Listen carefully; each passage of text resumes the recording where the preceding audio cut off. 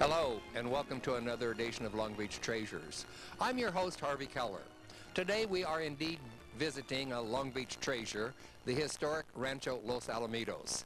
And joining me is the executive director of the foundation, Pamela Seeger. Pamela, thanks for taking some time out of your busy schedule to take me on a tour. It's a pleasure. Before we go in, tell me about the big tree. Well, we have a pair of these. They're actually landmark trees. They're Moreton Bay fig trees planted in the late 19th century. They're actually native to Moreton Bay in Australia, and it's a member of the ficus family. Boy, they're big, aren't they? They are, but they're really, they should have a lifespan of around 300 years, so they've got a ways to go yet. A plumber's delight. Actually, they've been quite good to this site. They have not, while they've raised the pavement, they've done no damage to the house. Great. Now, this was part of an original land grant? Yes, it was. It was a very important Native American site from 500 AD until 1790, when 300,000 acres of that land was given to Manuel Nieto. And it started out as a little four-room adobe house? The adobe house was built around 1800, and it started out as an outpost, like you would have for cowboys riding the range, looking after the herd. Remember, in Southern California at that time, around 1800, no trees, but people settled here, the Native Americans and others, because there was water. But there were no trees, an open landscape, so what did you do if you had to ride out? You corralled your horses in the back here in a rudimentary structure, adobe. You used the rooms in the front, and you cooked outside. You know, I've noticed as I was walking around a lot of pepper trees. Why did they select so many pepper trees? They're very good in, they were selected later in the Victorian period, but they're very, very good in an arid environment, although people call them California peppers, and they're native to Peru. Can we go in? Most certainly. Now, as we go in, I noticed that this is the thickness of the adobe walls? Yes. The adobe walls, it's a style of building that came from Spain. You make an adobe brick out of mud and water and some straw, and it's an unreinforced form of unreinforced masonry, a style brought from Europe, but perfect in our Mediterranean climate. And of course, we had the adobe soil right here, so you were building with what you had. So the thickness keeps it cool in the summer and warm. And if you heat it inside, warm in the winter. It's a very environmental friendly type of building. This is a beautiful place. It is. It's very much enjoyed, and it's the second oldest dwelling in Southern California. Excuse me.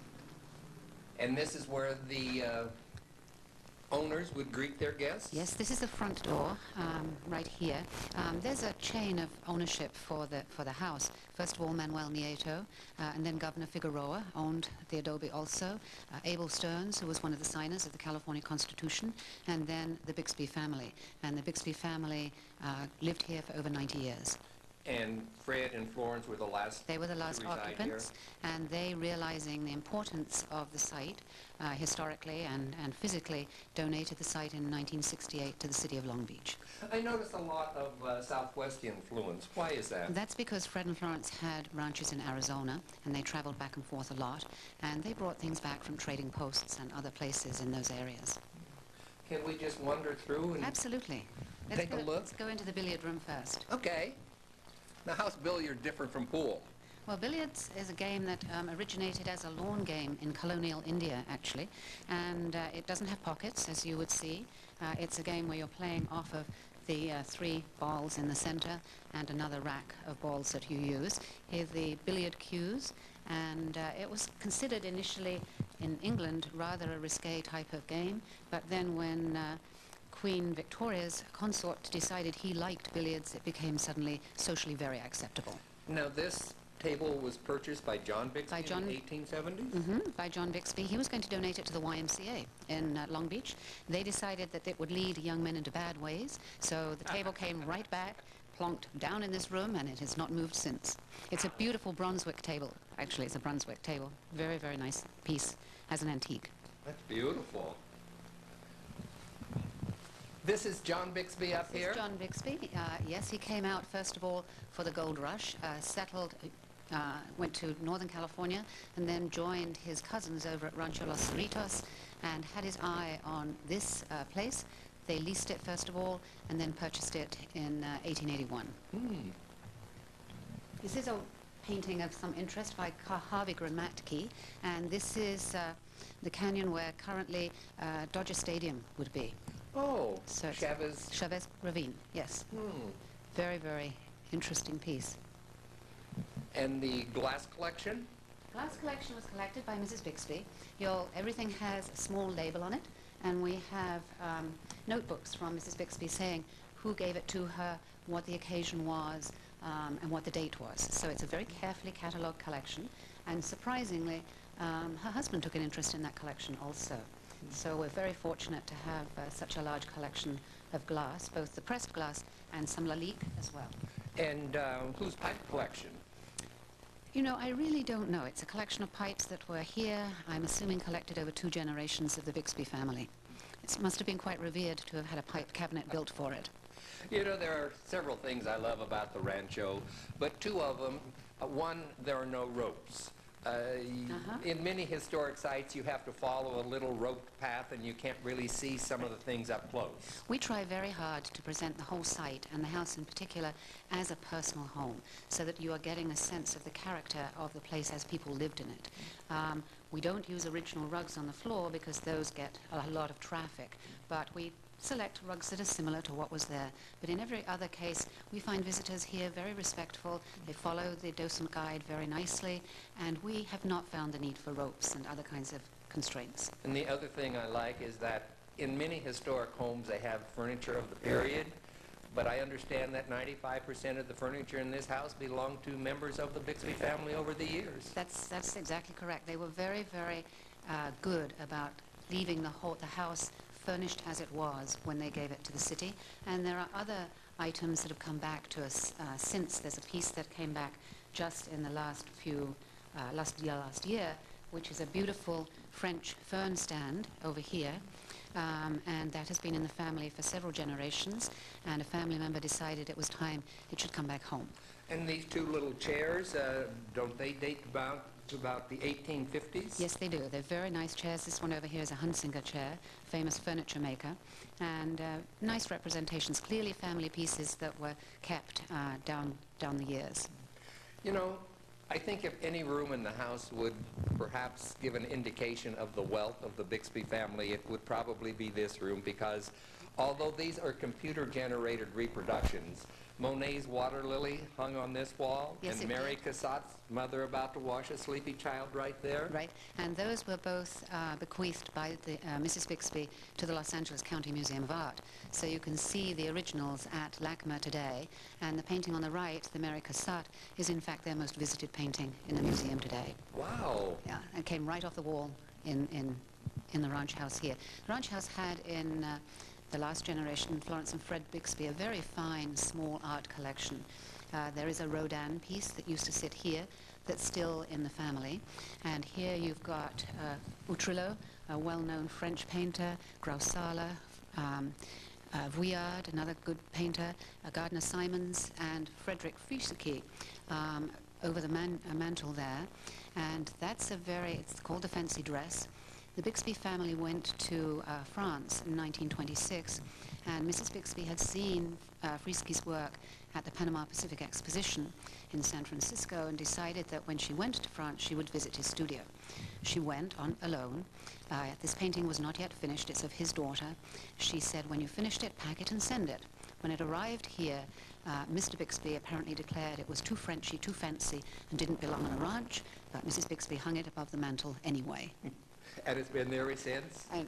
Yes, it was there for many years. You know, there are several things in the house that I would love to take home with me, but there are 2 things that I especially love. One of them is his little ship captain's desk. Captain's writing desk, yes. I think that is so fantastic. It's beautiful, and it's also so practical. It's a writing desk. It's got little drawers in it, so it's beautifully comfortable. It's perfect height. So and the doors open to the side rather yes, than exactly, to the front. Exactly. Yes, it is a very fine small piece. And the Bixbys were married in what, 1898? 1898, yes. This is their 50th wedding This is their anniversary 50th picture? wedding anniversary picture, right here. And if you could see onto the music patio, you would see that we still have this pot on the music patio in exactly the same position as is in the photograph. And the Bixbys celebrated with their 50th wedding anniversary with a wonderful party on the front lawn, of which we have family films. And the ranch workers presented the family with this plaque over here, commemorating their appreciation for the family on their 50th wedding anniversary. I love the pocket doors here. They still work beautifully.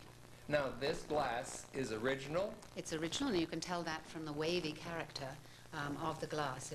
It's not as smooth as contemporary glass. Although, for restoration purposes, this wavy glass is beginning to be made again. Oh, is it? Yes. Now, this room is an addition, right? Yes. And it came about in two sections. First here for the first bay, and then the second bay. So you're walking out of the adobe into the additions onto the house. So as we walk back into the library We're returning to the adobe. Okay. This is a very comfortable room. It's a room in which we often ask children, you know, what do you do when you're not watching television or using your computer? Do you read? It's a good question to ask. I bet every one of these books have been read many times over by the Bixby families, haven't they? The wear and tear on them would tell me yes. Yes, most definitely. And when asking the grandchildren about the library, that some of the dominant memories are the smell of roses and cigars. So, Fred liked his cigars, didn't he? yeah, there are several ashtrays around and a cigar box right there. This is a beautiful library table. Yes, it's actually a conversion from a square piano. And beautifully done, wonderful size and massing. It's a remarkable piece. This is just a tremendous house, and if people haven't been up there, they need to get up here to see it. Yep, I think one of the most appealing things is that the house is very comfortable. Everybody who comes says, well, actually, I would quite like to live here. So it's not over-imposing. It's just an extremely comfortable space. Let's walk into the master bedroom. Okay. I think this room, for me, kind of indicates that although there was great wealth in the family, it was not ostentatious. They lived in a very straightforward way that I think makes the house so comfortable. This is a sleigh bed that was a present to Fred and Florence Bixby from Fred's mother when they got married. This looks like it must have been especially made because I suspect it is, given the size. in that day and age, I don't think you'd have a California king-size bed. No, I think not. I think it probably as a wedding present would have been a very special gift. Now, I know John was a very successful sheep rancher. This would have been Fred Bixby's father, yes. But he was also a master craftsman because he built this amo in the 1870s. He did, yes, and sat there ever since. It's nicely carved, and it's a very sturdy piece of furniture. Now, he had to build that in this room because you couldn't get that through the door. I think you're probably right, Harvey, yes. I'm sure it was put together here. So maybe fabricated in pieces and then assembled. That could be. How many bedrooms are there now? Let me see. There's 2 in this wing and 2 in the south wing. That's 4, and 2 upstairs, 6. Now, this is an addition also. This is an addition. You're coming out of the adobe, and it's kind of a sleeping area. Mrs. Bixby was not a great one for sleeping a lot, so she formed this small area, put a daybed here and her writing desk, and would write here when she couldn't sleep, and there used to be a curtain across here so that she would not disturb her husband.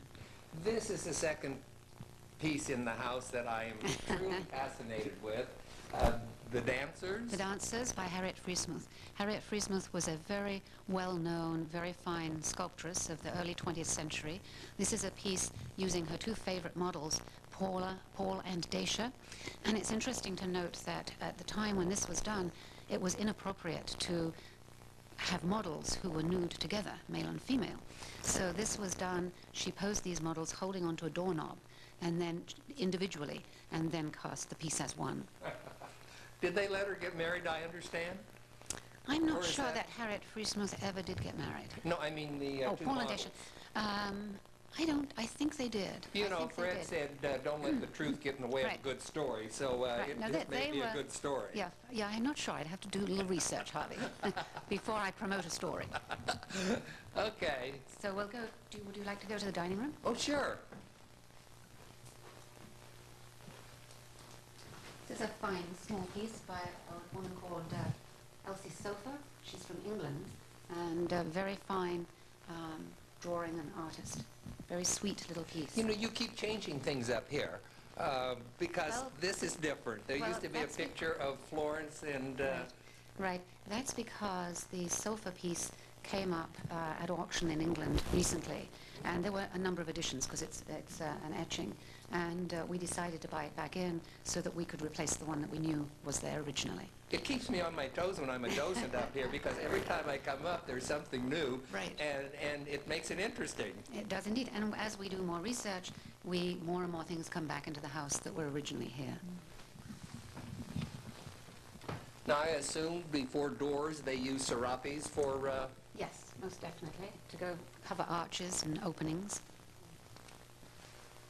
So we're going to the back hallway, which is obviously at the back of the house. We're walking out of the adobe again and into the back hallway. And here I always find it so interesting that this was the outside of the structure. Here's a triple hung window. When the second story was put on in 1926, the staircase was simply built over the top of the windows because they didn't want to lose the light into the main room. The second story really put on for the purposes of having more space for grandchildren when they visited. The dining room.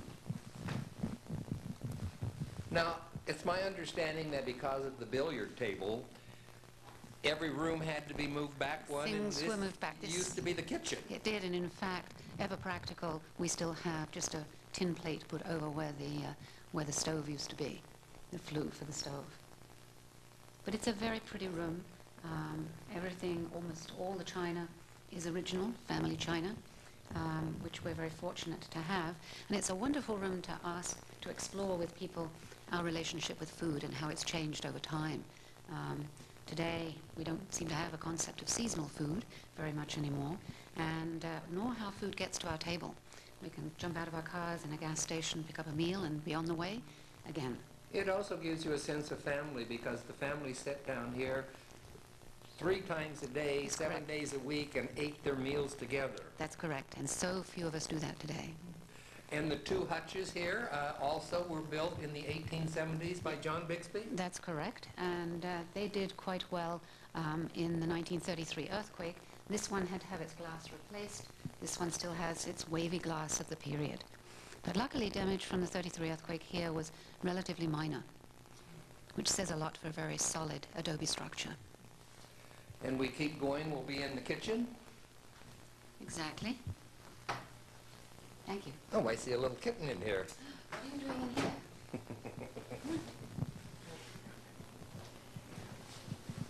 Come on, Missy, out you go. Now, is this a kind of stove you cook on at home?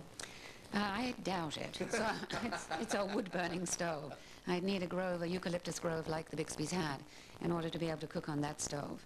But they cooked on the wood stove for many years before, even though the electric stove was in place.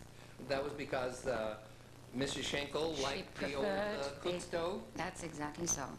And she cooked, what, 6 meals? 6 meals a day. Well, 3 meals for the ranch hands, and then 3 meals for the family. Plus baking and Plus baking. When and did she ever sleep? I don't know, but she must have liked it. She was here for a long time. Wow. The skylight sure adds a lot of light in here, doesn't it? It's not only lighting, it vents. It's quite hot to cook in here, but the skylight has windows that open and venting on the side, which really works very well. Could we take a quick run out to the barns area? Yes.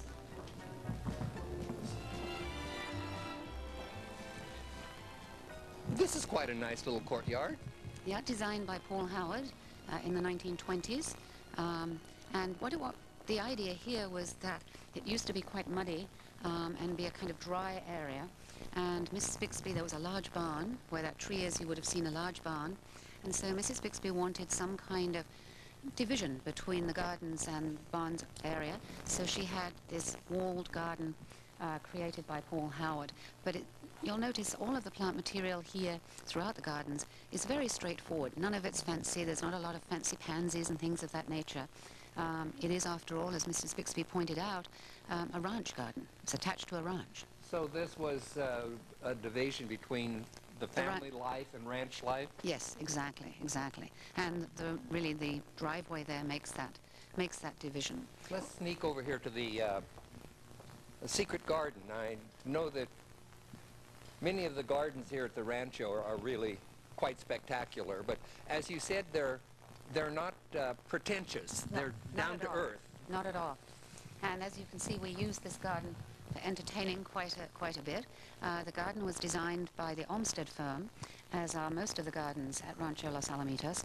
And the Olmsted firm is probably America's most prestigious landscape architecture firm. The first Frederick Law Olmsted, who founded the firm, did Central Park in New York and the Boston Necklace, Vanderbilt Mansions, and a number of very, very large and important pieces of landscape architecture in the United States. His sons continued that firm, and they worked here on the gardens from the late 1920s to the late 1930s. So this is a small Olmsted-designed garden. Were they a West Coast? No. They were from the East Coast, although they did establish an office in Palos Verdes. So we have the original plans for this garden and photos from a whole chronology of the gardens, but primarily 1928 when they had just finished them. And we restored the entire garden to the Olmsted plans using the plans and the historic photographs. What a neat little place just to have coffee in the morning or tea in the afternoon, Yeah. or just sit and relax. Exactly. It's a wonderful small garden that's heavily used by us for meeting and talking. It's a very relaxed. It's indicative of Southern California with your indoor or outdoor lifestyle. And Florence was very much into the indoor-outdoor lifestyle, Yes, wasn't she? yes. If you noticed, every room in the ranch house has a view out to the gardens beyond. That's because of our Mediterranean climate. We can be indoors and outdoors for most of the year. How many staff did they have to take care of all the gardens? They had no formal gardener. Mrs. Bixby used the ranch hands who were working for Fred Bixby in the Barnes area, and there were a couple in particular that she worked with in the gardens, but no formal garden staff. Let's run out to the barns real quick. Now we're going out to the barns area, and I see some beautiful animals over here. Now, we do keep livestock as part of our educational program. A barnyard area without livestock is a little bit difficult to understand. So we keep the heavy horses, as the Bixby family did, and we have some smaller horses with us also. Now, But Fred used to raise the English Shires. he raised the Shires, champion Shires, but for the work he used Belgians, and the Penny here is a Belgian. They can pull almost a ton from a standing start, and those were the horses with which things were plowed and delivered, and they work very hard. They're very steady temperaments. This little white one is a pony. It looks like it still has its winter coat. Yes, she does. This is Sandy. And Still she's has. how old? She's 30. Wow. And Penny is? 23. Penny's retired. She had a little arthritis, so she's no longer working. Sandy is still quite capable of giving pony rides and loves to do that. I notice you've got some bribes in your hand. I do. Let me call them over. Come on. Come on. I know. I know. They know your call, don't they? They do indeed. Very careful never to feed them from our hands, which otherwise they look at everybody's hands for food. So we only ever put food on the ground. We don't ever feed it from our hands.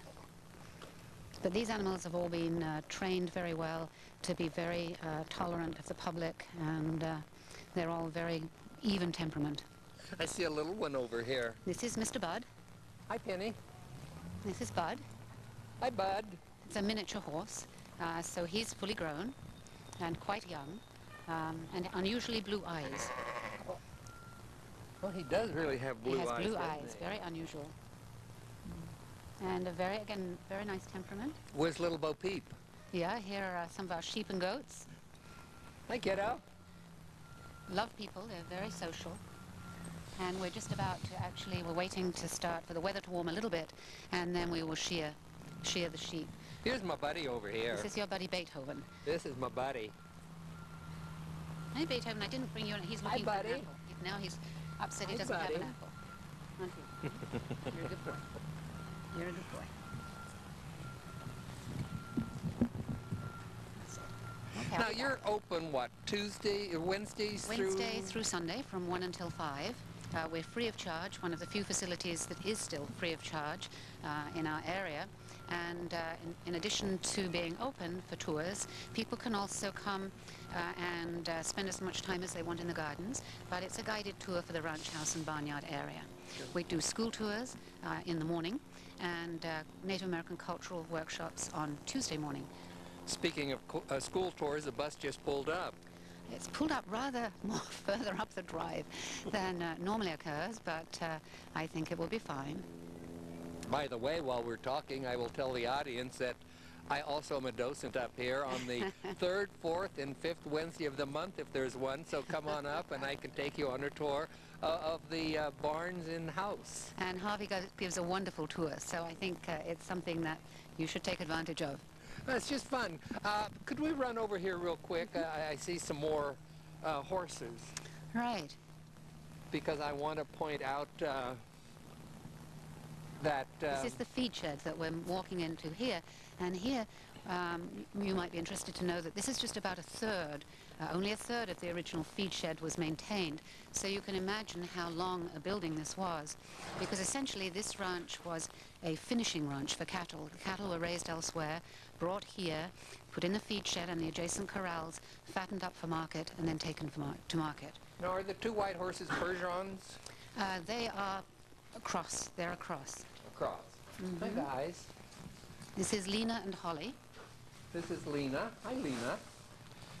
Hi, Holly. Lena and Holly, and they still work. They do some parades and other events. So they're still very much in their prime. And I want to go down here on... To see Louis? You bet, because isn't Louis Penny's father? Yes. Hi, Louis. And Louis must be about 25 if Penny's 23. That's right. That's right. A very, very steady, very, very sweet temperament horse.